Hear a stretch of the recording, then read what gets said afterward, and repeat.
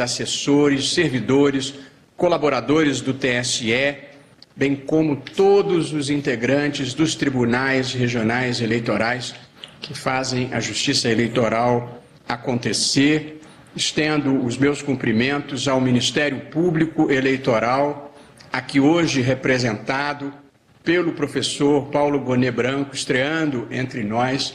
Seja muito bem-vindo, Dr. Paulo, e nós o acolhemos aqui com muito gosto, não apenas pelas suas virtudes jurídicas de um grande autor, de um dos livros clássicos do direito constitucional, em coautoria com o ministro Gilmar Ferreira Mendes, mas também como pelas suas virtudes pessoais e de temperamento. É verdadeiramente uma alegria recebê-lo aqui entre nós na data de hoje.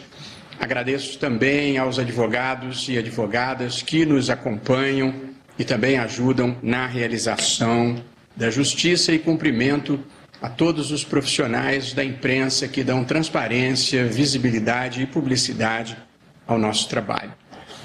Como de vezes anteriores, e infelizmente, começo este semestre prestando a solidariedade devida e merecida às famílias dos mais de 550 mil mortos no Brasil em razão da pandemia. A pandemia é uma tragédia humanitária mundial que foi particularmente agravada entre nós por circunstâncias locais. Nós também temos testemunhado no mundo, de uma maneira geral, que muitas democracias se encontram sob pressão.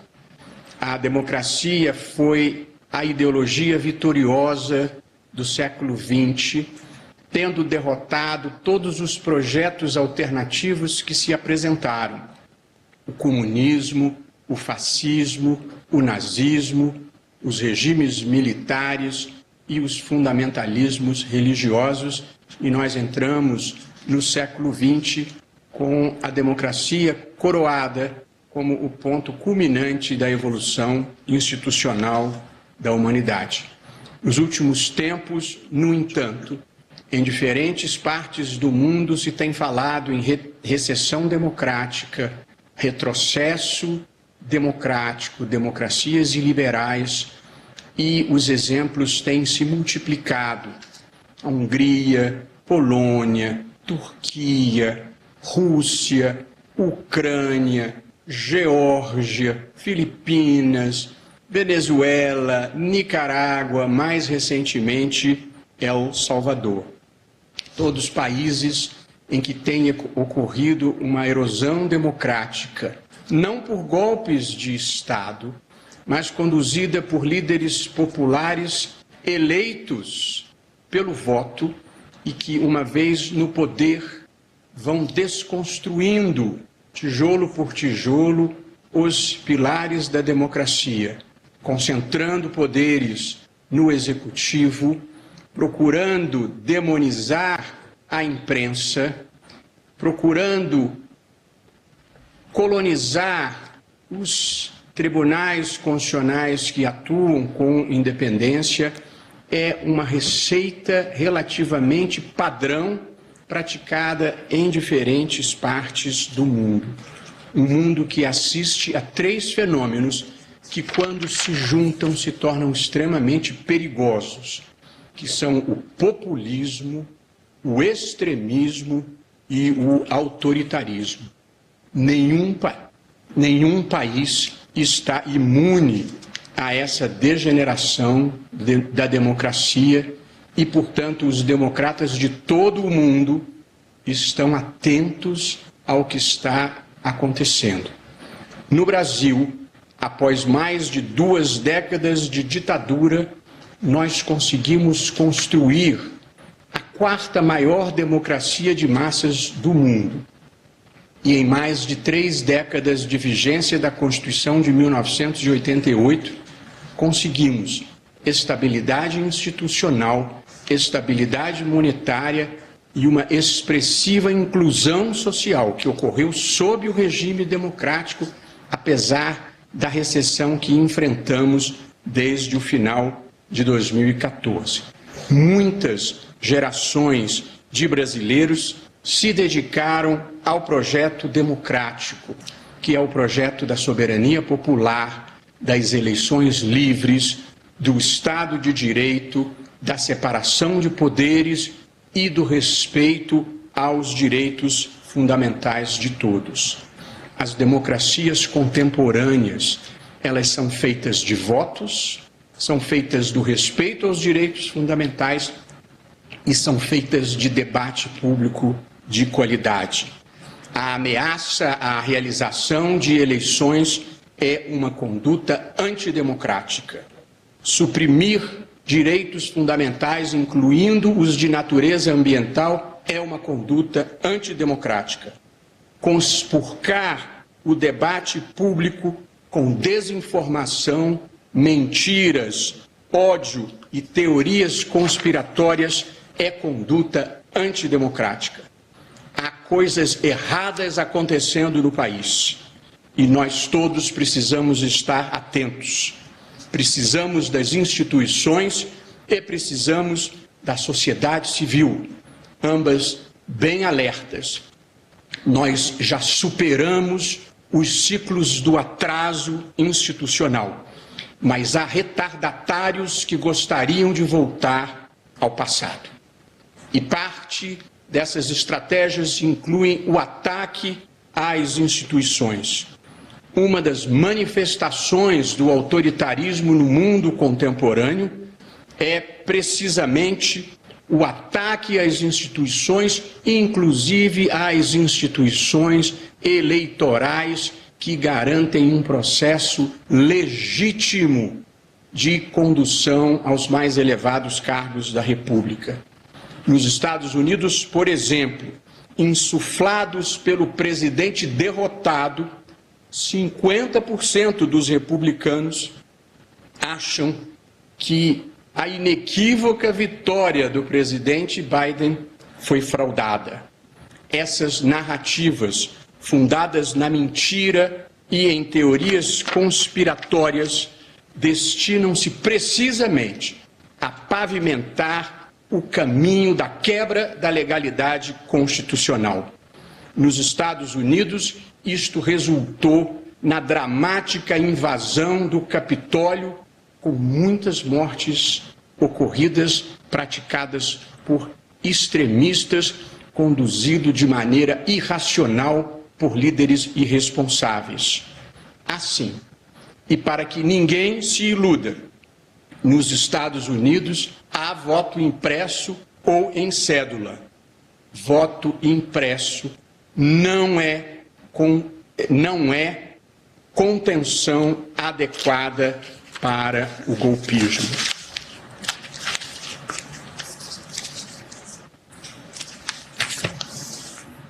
Aqui no TSE, adotamos a postura de responder com presteza e correção todas as informações falsas divulgadas em relação ao tribunal e em relação ao sistema de votação eletrônica.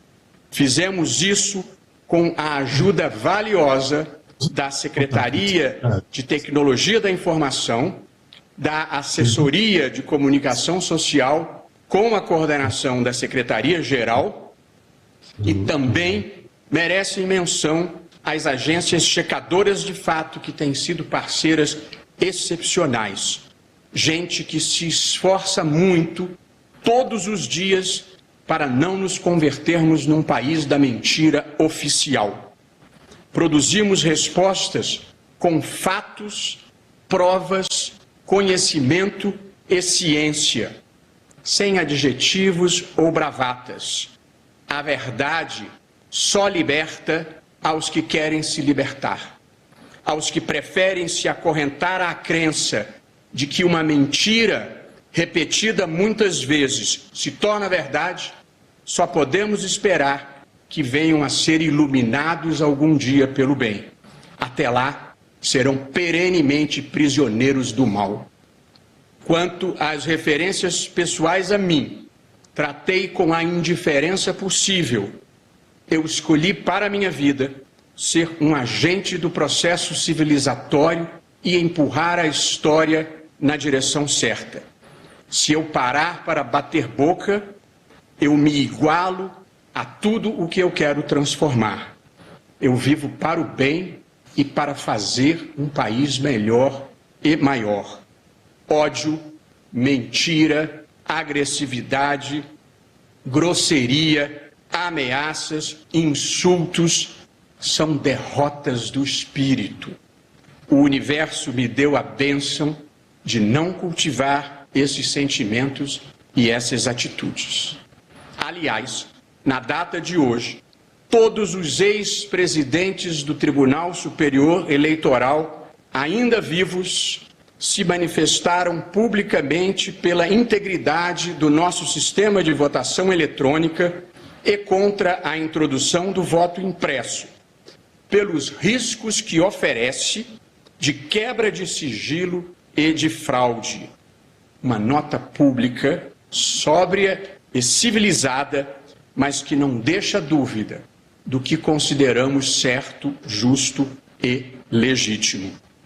Como se constata, essa não é uma posição defendida exclusivamente pelo presidente do TSE. São todos os ex-presidentes e todos os ministros desse tribunal. A obsessão por mim não faz qualquer sentido e, sobretudo, não é correspondida. Tivemos que continuar desmentindo sucessivas fake news sobre o sistema eleitoral brasileiro. Tudo requentado, amadorístico, sem novidades. Isso já começa a ficar cansativo, mas não podemos esmorecer. Vejam-se algumas das mentiras renovadas e que aqui, muito brevemente, desminto uma vez mais. A primeira, a alegação de que o sistema eleitoral brasileiro somente é usado no Butão e em Bangladesh. As agências checadoras de notícia e o Instituto Internacional para a Democracia e Assistência Social documentam que mais de 23 países usam tecnologia de urnas eletrônicas. Outra inverdade frequentemente repetida é que o sistema brasileiro seria inauditável. Ele é auditável uma dezena de vezes, desde o teste público de segurança, no qual nós entregamos a urna para que tentem ultrapassar as suas barreiras de segurança, passando pela participação dos partidos políticos, Procuradoria-Geral da República, OAB, Polícia Federal, no momento de elaboração do programa, com a assinatura digital e lacração por todas essas entidades, impedindo qualquer tipo de adulteração. É o único momento em que a manipulação humana no processo eleitoral brasileiro, sob a fiscalização de todos os interessados. Nós tivemos que refutar uma alegação que, com grande desinformação, gente de boa fé repete de que a apuração é feita numa sala secreta do TSE. Essa é uma afirmação de quem não tem a menor ideia de como funciona o sistema. Gente que vive na argumentação do absurdo. No sistema brasileiro, o resultado das eleições sai às 17 horas, quando a urna imprime o boletim de urna, com a votação de todos os candidatos recebidos naquela urna, naquela sessão eleitoral específica onde se situa aquela urna. A partir desse momento, o resultado da eleição já existe. Os candidatos já têm a informação de quantos votos tiveram. A totalização apenas é feita no TSE, porque o Brasil tem cerca de 5.600 municípios e, portanto, a totalização é feita por um supercomputador. Mas é um equívoco, uma fantasia que possa haver fraude na remessa desses dados. Primeiro, porque ele é feito por uma rede interna criptografada. E segundo, porque sempre é possível conferir os boletins de urna já divulgados e impressos. Esse é o voto impresso brasileiro, com a divulgação dos resultados feitos no site do TSE, sendo que os boletins são colocados na internet para que qualquer cidadão, qualquer eleitor possa conferir o boletim que saiu da urna com o que foi divulgado pelo Tribunal Superior Eleitoral. A alegação de que a tecnologia da urna é a mesma desde 96 é a de quem não acompanha nada do que está acontecendo e não tem nenhum compromisso com os fatos. As urnas são aprimoradas e renovadas na sua segurança anualmente, inclusive com a ajuda dos que participam dos testes públicos de segurança, procurando vulnerabilidades para que elas sejam consertadas. A alegação de que a prisão do hacker indica a possibilidade de invadir o sistema do TSE, é preciso reconhecer que no mundo contemporâneo, todos os sistemas estão sujeitos a ataques dos bancos, da NASA, do FBI, da empresa petrolífera, da empresa que fabrica carnes. Nós nunca dissemos que não é possível invadir o sistema do TSE. Nós temos todas as precauções e nunca houve uma invasão relevante. Apenas invasões que resgataram dados administrativos sem importância. Mas mesmo assim é indesejável e nós estamos fortalecendo a segurança, a cibersegurança. Porém, para repetir 1000 vezes se for necessário, a urna eletrônica brasileira não é conectada à rede, não é conectada à internet, não é passível de acesso remoto, de modo que a invasão eventual no sistema do TSE é incapaz de alterar o resultado das eleições, porque as urnas em tempo algum são passíveis de acesso remoto e, portanto, de hackeamento. A alegação de que o TSE e o seu presidente teriam interferido no poder legislativo. Eu gostaria de dizer que compareci à Câmara dos Deputados após insistentes convites da comissão especial, do presidente da comissão especial, da autora da proposta do voto impresso e do eminente presidente da Câmara dos Deputados, deputado Arthur Lira, que veio a este tribunal e me fez o convite pessoalmente, de modo que eu não me ofereci para ir ao Congresso. Fui ao Congresso debater a convite dos parlamentares, fui muito bem recebido. A Câmara dos Deputados e o Parlamento dignificam a democracia, porque não há democracia sem parlamento funcionando ativamente e, portanto, participamos de um debate franco, honesto, de pessoas que querem o melhor para o Brasil e que não estão apenas preocupados em que argumento vão usar se perderem as próximas eleições.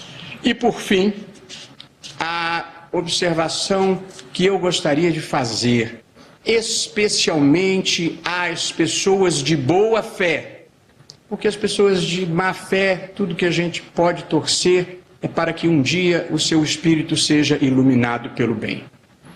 Mas às pessoas de boa fé, eu gostaria de explicar por qual razão o voto impresso não é um mecanismo desejável de auditoria. E a razão é muito simples. O voto impresso é menos seguro do que o voto eletrônico. Não se cria um mecanismo de auditoria menos seguro do que o objeto que está sendo auditado. A história do Brasil sempre foi a história de fraudes eleitorais, desde o Império, passando pela República, até que em 1996, com as urnas eletrônicas, nós eliminamos o risco de fraude eleitoral no Brasil. Nunca se documentou nenhuma fraude. E quem prometeu apresentar provas de que havia fraude não apresentou, porque não existem, porque não aconteceu. Esse não é um discurso verdadeiro. Mas o voto impresso nós vamos ter cerca de 150 milhões de eleitores. Além do custo de comprar as impressoras, além do impacto ambiental dos 150 milhões de votos impressos, eles precisam ser transportados no país em que ocorre roubo de carga, no país em que tem milícia, no país em que tem PCC, no país em que tem Amigos do Norte, no país em que tem Comando Vermelho, nós vamos transportar pelas ruas e pelas estradas esses votos, sendo que em locais remotos os votos vão de barco, de canoa, a pé, e, portanto, com o risco de sumiço e supressão das urnas. Além disso, eles vão ter que ser armazenados por semanas. E mais que tudo e pior que tudo, a ideia de uma recontagem manual de 150 milhões de votos vai nos levar ao passado de fraudes dos quais nos libertamos, em que sumia a urna, as urnas apareciam infladas por votos falsos, fiscais comiam voto durante a apuração. Basta perguntar a qualquer juiz eleitoral que tenha presidido uma junta apuradora para saber como era e do que nós nos livramos desde que moralizamos o sistema eleitoral brasileiro com o voto eletrônico. Outros países não adotam o voto eletrônico, mantêm o voto em papel. É verdade, são países que não tiveram os problemas que nós tivemos com coronelismo, com voto de cabresto, com compra de votos, com mapismo, com eleição a bico de pena. O voto impresso nas circunstâncias brasileiras atuais será uma porta aberta para a quebra do sigilo do voto, porque o voto impresso trará toda a composição do voto para presidente, para senador, para deputado federal, governador e deputado estadual. E num país em que ainda se compra voto, vai ser possível saber na recontagem se o voto comprado foi entregue. Inclusive maceteando o voto e pedindo para anular, por exemplo, o voto para deputado estadual ou para deputado federal. Vamos incentivar o coronelismo, vamos incentivar a milícia, vamos incentivar a compra de votos, além de criarmos esse imenso risco de fraude da qual nos libertamos. É por essa razão que o Tribunal Superior Eleitoral, por todos os seus presidentes e pelos futuros presidentes que já são conhecidos, são contrários ao voto impresso, porque ele pode fazer mal à democracia brasileira.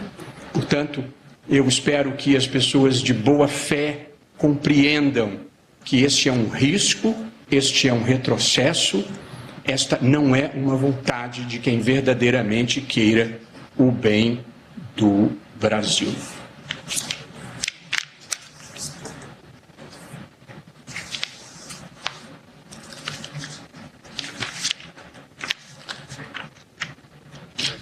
Gostaria de fazer um registro ainda dos projetos que estão em andamento no nosso tribunal nesse início de segundo semestre.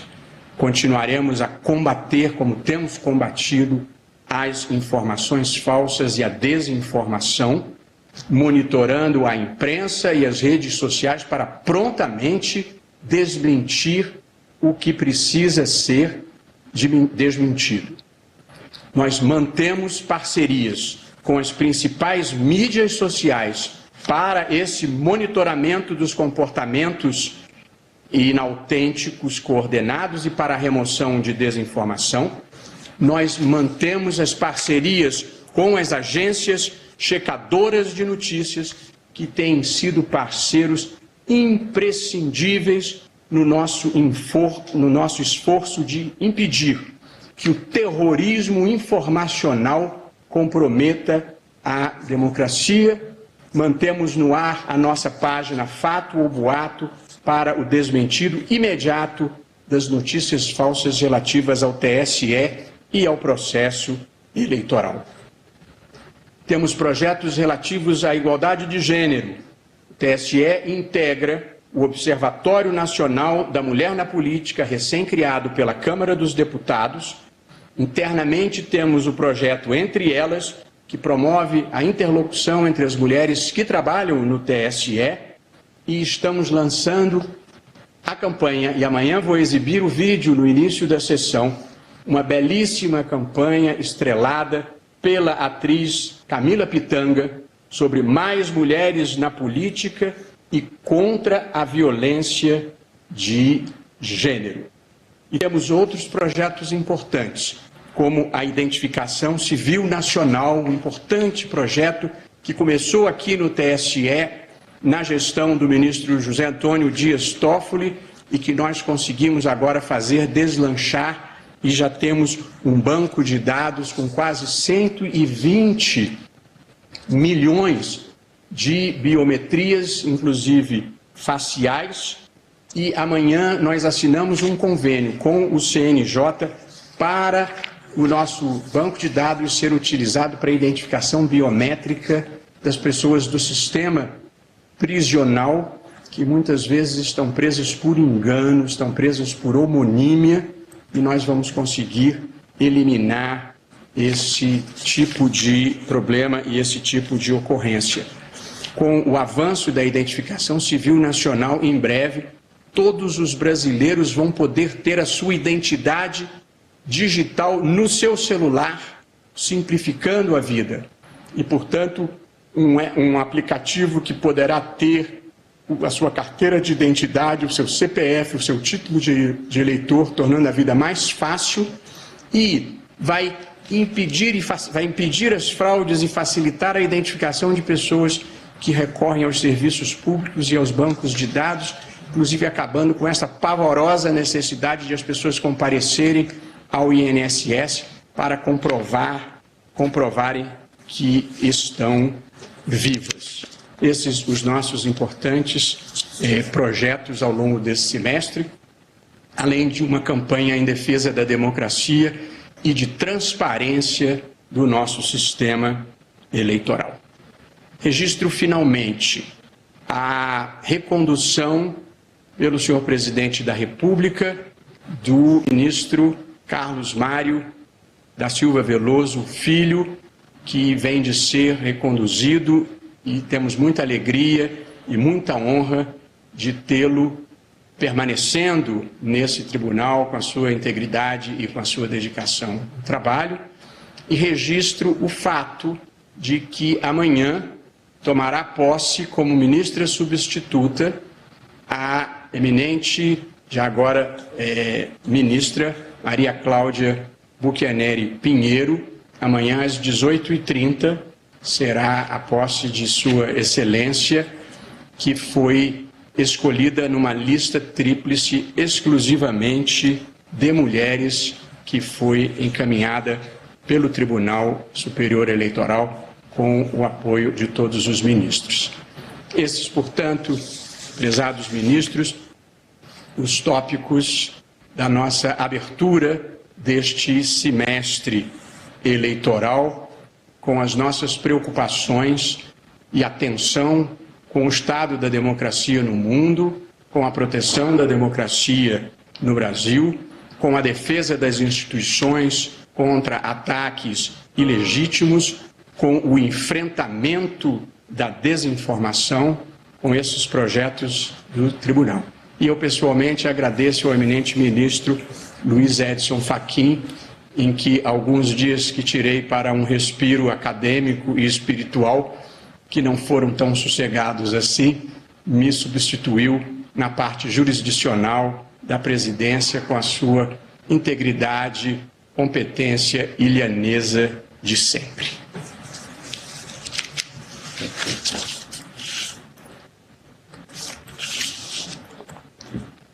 Prezados ministros, prezados colegas, nós temos duas proposições a serem submetidas ao plenário que gostaria agora de enunciar. A primeira delas me foi encaminhada pela Corregedoria Geral da Justiça Eleitoral pelo eminente e muito estimado ministro Luiz Felipe Salomão, com uma proposta de portaria que eu passo a ler. O Corregedor-Geral da Justiça Eleitoral, no uso de suas atribuições legais, considerando que, nos termos do artigo 94 do Regimento Interno do Tribunal Superior Eleitoral, considerando que nos termos do artigo 94 do Regimento, em casos omissos, aplica-se de forma subsidiária o Regimento Interno do Supremo, considerando que nos termos do artigo 45 do Regimento Interno do Supremo Tribunal Federal, a previsão de instauração de inquéritos de natureza administrativa, considerando que as atribuições do Corregedor-Geral Eleitoral são fixadas pelo Tribunal Superior Eleitoral, artigo 17, parágrafo 1º do Código Eleitoral, considerando que incumbe ao Corregedor-Geral velar pela fiel execução das leis, tomar as providências cabíveis para sanar ou evitar abusos e irregularidades, e ainda requisitar a qualquer autoridade civil ou militar a colaboração necessária ao bom desempenho de sua missão, considerando que a preservação do Estado democrático de direito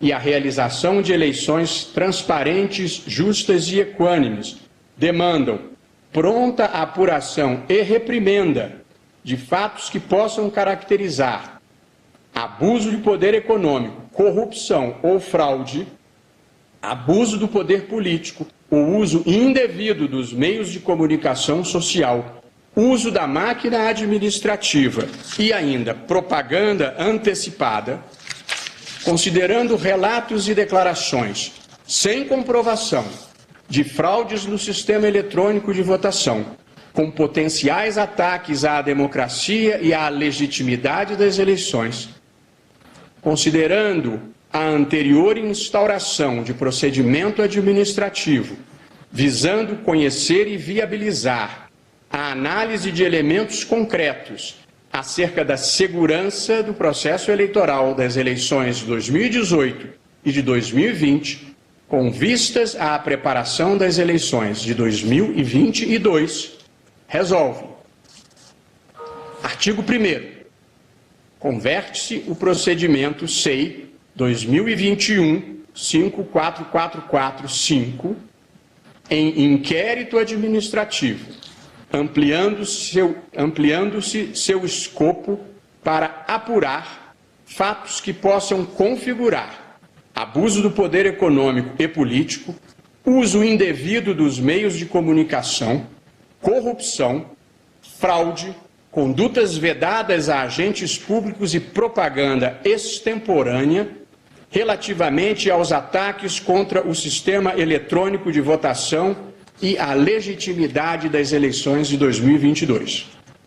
Artigo 2º.